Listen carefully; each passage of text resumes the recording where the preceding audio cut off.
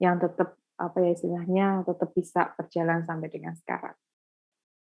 Kemudian melatih dan memahami kepada karyawan tentang kegiatan ya kondisi darurat. Maka kalau perusahaan itu kalau di perusahaan kayak dulu saya pernah waktu saya masih, magang itu, walaupun saya cuman karyawan magang, saya itu diajarkan bagaimana kalau terjadi yang namanya gempa ya, eee, dan posisi kantor saya waktu itu ada 3 lantai, 4 lantai malah, kebetulan kantor saya di lantai 3.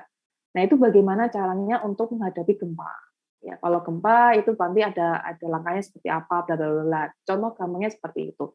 Termasuk kalau misalnya terjadi gempa, nanti apa yang harus dilakukan terhadap komputer yang kita gunakan. Itu juga ada langkah-langkah yang harus kita, kerjakan, gitu. Walaupun panik panik ya, kemarin kan mungkin ada beberapa dari saudara yang kelas, kemudian tiba-tiba gempa gitu ya. Saya juga waktu itu kelasnya luring, kebetulan ada yang sudah mau lari, Saudara. Nah, kadang kalau saya sudah, tahu bagaimana teknik atau bagaimana menghadapi gempa gitu, jadi saya biasanya malah biasa aja gitu.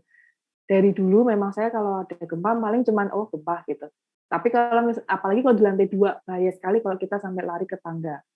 Gitu ya. Ya, itu salah satu teknik kalau ada, apa namanya, kondisi darurat. Jadi nggak hanya sistem sih, tapi juga kalau misalnya yang seperti gempa atau banjir tiba-tiba, itu bagaimana, ya. Kemudian ada beberapa aspek penting dalam DRP, ya. DRP itu belum bisa dianggap lengkap sebelum diuji coba melalui simulasi. Ya, maka kalau contohnya tadi adalah gempa, maka pasti akan ada simulasi bagaimana kalau terjadi gempa. Ya, tapi bukan gempa beneran ya, jadi kita dibuat tentang enggak, tapi adalah langsung dibuat simulasinya.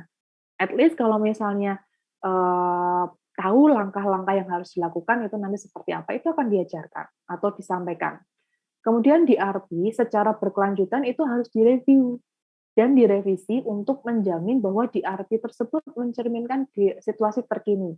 Ya, kalau misalnya, di RP itu tidak mengikuti situasi terkini, ya, biasanya apabila kita akan menggunakan plan tersebut, itu tidak akan bisa dipakai. Jadi kita sia-sia gitu bikin DRP. Maka DRP itu harus direview terus, ya minimal mungkin setahun sekali kita harus lakukan review, karena kan namanya perkembangan sistem pun juga cepat gitu ya. Kemudian bisa, menyesuaikan dengan kondisi terkini. Kemudian DRP itu harus masuk sebagai insurance, coverage gitu ya, atau, ada istilahnya ada asuransinya lah. Jadi rencana pemulihan itu harus dimasukkan ke dalam, asuransi supaya nanti bisa mengurangi yang namanya beban. Maka kalau saudara mungkin ya dari beberapa saudara itu ada yang punya kendaraan, itu kemudian ada yang diasuransikan. Nah itu salah satu bentuk, DRP. Bahwa, eee, untuk mengurangi yang namanya pengeluaran nantinya kalau terjadi yang namanya, disaster atau, apa, ada yang namanya kecelakaan ataupun apa, itu bisa ditanggung oleh asuransi, gitu. Oke, kemudian yang selanjutnya, elemen-elemen dalam DRP itu ada daftar skala prioritas, ya, kemudian ada backup file data dan programnya, kemudian penugasan khusus, dokumentasinya itu harus lengkap, lalu backup fasilitas komputer dan juga telekomunikasi ini juga harus bagus gitu ya. Jadi backup dan juga fasilitas telekomunikasi harus harus bagus. Jadi harus buat dulu daftar daftar, skala prioritasnya seperti apa. Oh, rencana pemulihan itu harus dilihat program aplikasi apa aja sih yang harus ada di ERP-nya, terus kemudian software apa aja yang harus diamankan. Nah, itu harus dilakukan. Lalu backup file data secara berkala, ya harus dilakukan secara berkala. Kemudian penugasan khusus biasanya nanti akan ditunjuk satu orang atau beberapa orang untuk menangani terkait dengan, disaster recovery plan ini, gitu ya. Kemudian ada dokumentasi lengkap, ya, seperti nanti lokasinya akan di mana, filenya seperti apa, itu harus ada dokumentasinya, ya. Lalu backup fasilitas komputer dan juga telekomunikasi itu melalui reciprocal agreements, itu berarti nanti kita akan ada persetujuan timbal balik gitu ya, dengan organisasi yang memiliki fasilitas pengolahan data yang memang memadai dan cocok gitu ya. Atau hot and cold sites, itu berarti kita nanti akan melakukan proses backup itu dengan biaya yang paling murah, kalau yang hot itu yang paling mahal. Biasanya nanti kita kerjasama dengan kontrak ya dengan pemasok, itu yang mungkin biayanya paling mahal itu ada yang hot site, kemudian kalau yang cold site itu yang paling murah gitu ya. Ada juga nanti yang warm site, jadi ada 3 biasanya. Oke, kemudian yang selanjutnya adalah ini dokumentasi ya, dokumentasi tadi yang lengkap itu harus berisi bagaimana DRP itu sendiri, instruksinya bagaimana, lalu kebijakan tanggung jawabnya seperti apa, kemudian dokumentasi siapa pemasok hardware dan software-nya kalau misalnya terjadi disaster gitu ya. Lalu dokumentasi modifikasinya mau seperti apa gitu ya. Kemudian instruksinya nanti secara rinci akan dilihat atau disampaikan di dalam dokumentasi. Ya. Nah, kemudian kopi seluruh dokumentasi dan harus disimpan dalam on-site ataupun off-site gitu ya. Jadi bisa dalam bentuk yang online gitu ya, yang bisa diakses kapan aja, atau yang dalam bentuk misalnya di dalam disk atau drive gitu aja. Oke, kemudian nanti akan diuji, ya, pengujian itu direvisi, pengujian dan direvisi periodik merupakan komponen DRP yang paling penting karena untuk disaster itu juga harus diuji, ya, direvisi dan juga diperbaharui nanti.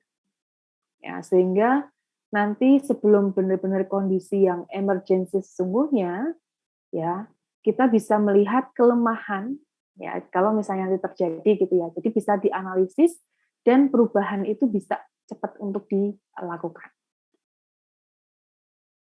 Kemudian rencana harus diuji minimum 1 kali ya. Nah, kemudian menjamin bahwa rencana tersebut itu menggambarkan perubahan terkini, ya. Baik itu nanti dari segi alat yang digunakan ataupun langkah-langkah yang akan dilakukan. Nah, penting untuk melakukan uji ya, prosedur yang terlibat dalam eksekusi reciprocal agreements atau hot sites, outside dan cold sites gitu ya. Jadi nanti kalau misalnya kita melibatkan pihak lain, maka kita harus menguji juga prosedurnya karena ini kan pihak ketiga. Sehingga harus kita uji juga. Kalau misalnya kita mengembangkan sendiri enak gitu ya. Langkah atau prosedurnya itu memang tetap kita uji tapi tidak se-rigid kalau misalnya kita mengeksekusi dengan pihak ketiga, gitu ya. Kemudian prosedur restorasi backup juga perlu dipraktikkan. Nah, ini harus dicoba bagaimana kalau nanti kita melakukan backup. Backup itu harus kita lakukan secara berkala, ya. Maka restorasi backup yang sudah kita lakukan harus kita coba direstorasi itu kita kembalikan lagi, kita buka lagi datanya seperti awal, gitu ya. Maksudnya kita buka kalau dalam gampangnya dalam bentuk accurate gitu ya, ada GBK dalam bentuk backup, kita restorasi dalam bentuk database gitu ya. Jadi harus kita cek datanya bisa dibuka atau tidak. Oke, kemudian asuransi ya ini harus harus menggunakan harus memberi polis ya. Jadi memang peralatan di dalam perusahaan itu pasti diasuransikan. Sehingga kalau nanti misalnya terjadi disaster atau terjadi bencana, itu tidak ditanggung oleh perusahaan 100%, tapi nanti ada perusahaan asuransi yang akan menanggung. Oke. Kemudian perlindungan PC dan jejaring atau client server. Nah, di sini membatasi ya, jadi PC itu sebenarnya lebih rentan dibandingkan mainframe. Karena PC itu lebih sulit membatasi akses fisik. Jadi kita itu untuk membatasi akses fisik itu karena kan PC di mana-mana ya. Jadi lebih sulit untuk membatasi akses fisik ke PC gitu loh. Jadi maka agak sulit gitu ya, lebih rentan gitu. Kemudian penggunaan PC biasanya kurang menyadari pentingnya keamanan dan pengendalian. Jadi kadang ya karena merasa itu komputernya kantor, Dan kadang, "Ah, ya sudahlah, cuma seperti itu aja dah." Jadi rasa aware-nya terhadap